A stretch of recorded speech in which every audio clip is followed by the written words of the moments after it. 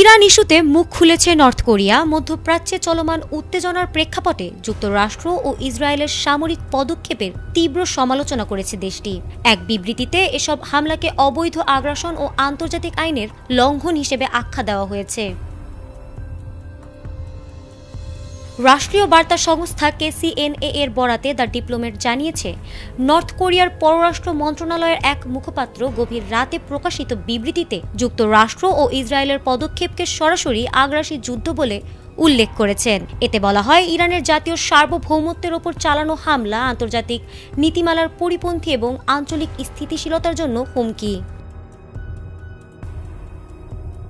বিবৃতিতে যুক্তরাষ্ট্রকে আধিপত্যবাদী ও গ্যাংস্টার চরিত্রের দেশ হিসেবে অভিহিত করে বলা হয়েছে, ইরানের বিরুদ্ধে সামরিক অভিযান পূর্বানুমিত ছিল, তবে নর্থ কোরিয়া সরাসরি ইরানকে সামরিক সহায়তা দেওয়া বা পাল্টা কোনো পদক্ষেপ নেওয়ার ইঙ্গিত দেয়নি। বিশ্লেষকদের মতে এ কারণে বিবৃতিটিকে কূটনৈতিক কৌশল হিসেবেই দেখা হচ্ছে।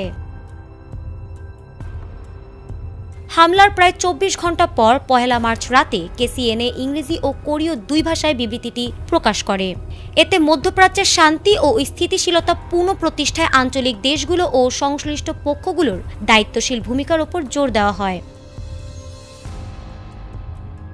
এছাড়া নর্থ কোরিয়া পুনরায় জানিয়েছে, যুক্তরাষ্ট্র যদি দেশটিকে পারমাণবিক শক্তিধর সার্বভৌম রাষ্ট্র হিসেবে স্বীকৃতি দেয় তবে আলোচনায় বসতে তারা আগ্রহী। তবে একই সঙ্গে যুক্তরাষ্ট্রের সামরিক চাপ অব্যাহত থাকায় পরিস্থিতি আরও জটিল হয়ে উঠতে পারে বলে ইঙ্গিত দেওয়া হয়েছে।